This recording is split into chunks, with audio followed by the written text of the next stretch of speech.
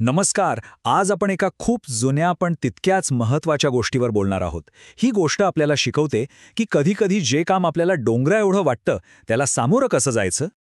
असं कधी झालंय का की एखाद्या कामाच्या ओझ्याखाली आपण इतके दबून गेलोय की वाटतं आता बस सगळं सोडून द्यावं. ही जी भावना आहे ना, ती जवळजवळ प्रत्येकाने कधी ना कधी अनुभवलेली असते. आणि गंमत म्हणजे बुद्धांनी सांगितलेल्या एका कथेत बरोबर याच भावनेवर बोट ठेवलंय. तर ही गोष्ट आहे एका तरुण भिक्षूची. खूप उत्साहाने आणि श्रद्धेने तो संघात दाखल झाला होता. पण लवकरच त्याच्यासमोर एक असं आव्हान उभं राहिलं जे त्याला अशक्य वाटू लागलं. आता बघा, त्याला काय काय शिकायचं होतं. नैतिकतेची 10 सूत्रे, छोटे नैतिक नियम, मध्यम नैतिक नियम, मग मोठे नैतिक नियम. एवढंच नाही तर पातिमोक्ष, आत्मसंयम, इंद्रियांवर ताबा, अगदी निर्दोष जीवन कसं जगायचं इथपासून ते रोजच्या गरजेच्या वस्तू कशा वापरायचा याचेही नियम. म्हणजे अक्षरशः नियमांचा आणि आचारसंहितांचा एक डोंगरच त्याच्यासमोर उभा केला गेला होता. आता इतकं सगळं बघून त्या बिचाऱ्याच्या मनात काय आलं असेल? तो स्वतःशीच म्हणाला, अरे देवा, ही नैतिकता तर अथांग समुद्रासारखी आहे. मी जे व्रत घेतलंय ते पूर्ण करणं मला शक्यच नाही. यापेक्षा एकच मार्ग आहे, पुन्हा सामान्य माणसाचं आयुष्य जगायला परत जाणं. आणि त्याचा निर्णय पक्का झाला. त्याला वाटलं की यात आपण यशस्वी होऊच शकत नाही. मग खोटं जगण्यापेक्षा सन्मानाने मागे हटलेलं बरं. त्याने ठरवलं आपलं भिक्षापात्र आणि वस्त्र परत करायची आणि पुन्हा गृहस्थ जीवन स्वीकारायचं. पण थांबा, गोष्ट इथेच संपत नाही. तो संघ सोडून जाणार इतक्यात त्याचे शिक्षक त्याला थेट बुद्धांकडे घेऊन गेले. आणि तिथे बुद्धांनी त्याला एक पूर्णपणे वेगळाच दृष्टिकोन दिला. इथेच तर खरी गंमत आहे. बघा, 2 दृष्टिकोनांमधला फरक किती मोठा आहे.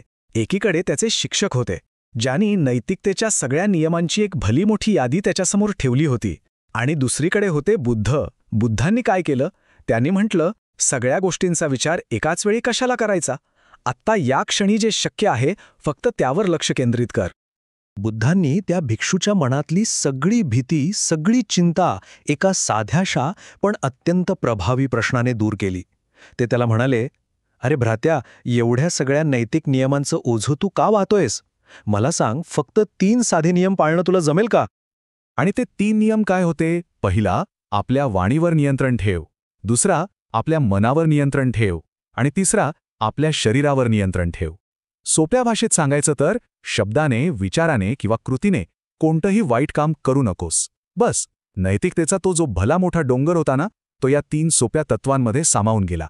आणि हे ऐकून त्या भिक्षूला वाटलं, अरे हो, हे तर मी नक्कीच करू शकेन. आपला मुद्दा अधिक स्पष्ट करण्यासाठी बुद्धांनी मग एक गोष्ट सांगितली. त्यांच्याच एका पूर्वजन्माची ही कथा होती. गोष्ट होती एका अशा शोधाची जो सुरुवातीला अशक्य वाटत होता. तर गोष्ट अशी आहे की बनारसमध्ये एक शेतकरी होता. तो आपले शेत नांगरत होता आणि अचानक त्याचा नांगर जमिनीत कशाला तरी अडकला. त्याला वाटलं झाडाचं मूळ असेल, पण ते मूळ नव्हतं. ती होती शुद्ध सोन्याची एक भली मोठी वीट. आता ही वीट काही साधीसुधी नव्हती. ती चक्क माणसाच्या मांडी इतकी जाड होती आणि पूर्ण 4 हात लांब. म्हणजे विचार करा, एका माणसाला उचलणं तर शक्यच नव्हतं. म्हणजे बघा, नशिबाने खजिना तर मिळाला, पण त्यासोबत एक मोठी समस्या पण आली. जो खजिना आपण उचलूच शकत नाही, त्याचं करायचं काय? पण तो शेतकरी हुशार होता. त्याने ते सगळं सोनं एकाच वेळी उचलण्याचा प्रयत्न केलाच नाही. त्याने एक योजना आखली. त्याने त्या सोन्याच्या विटेचे 4 तुकडे केले. पहिला तुकडा रोजच्या जगण्यासाठी, दुसरा तुकडा भविष्यासाठी खजिना म्हणून पुरून ठेवण्यासाठी, तिसरा तुकडा व्यापार उद्योगासाठी आणि चौथा तुकडा दानधर्मासाठी.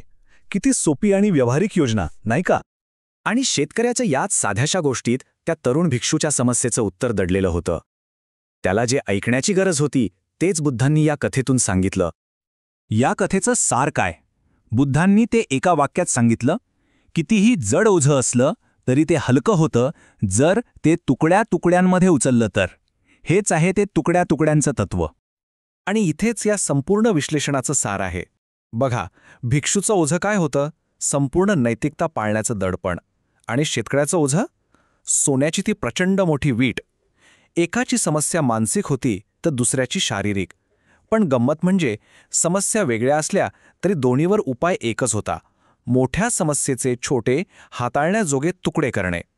भिक्षूसाठी ते 3 नियम होते आणि शेतकऱ्यासाठी सोन्याचं ते 4 तुकडे. तर मग हा नवीन दृष्टिकोन मिळाल्यानंतर त्या तरुण भिक्षूचा पुढे काय झालं असेल? त्याने हार मानली की तो यशस्वी झाला. त्याचं असं झालं की फक्त त्या 3 नियमांवर लक्ष केंद्रित केल्यामुळे त्या भिक्षूची प्रगती इतक्या वेगाने झाली की त्याला अंतर्दृष्टी प्राप्त झाली आणि अवघ्या काही दिवसांतच त्याने अर्हतपद मिळवलं, म्हणजे ज्ञानाची सर्वोच्च अवस्था. विचार करा, जो सगळं सोडून जायला निघाला होता तो ज्ञानाच्या शिखरावर पोहोचला. आणि शेवटी बुद्धांनी एका श्लोकातून याचं सार सांगितलं.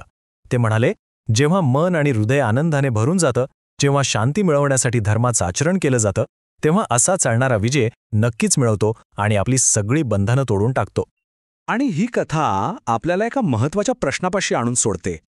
आपल्या आयुष्यात असं कोणतं जड ओझं आहे, असं कोणतं मोठं आव्हान आहे, ज्याला आपण छोट्या सोप्या तुकड्यांमध्ये विभागू शकतो?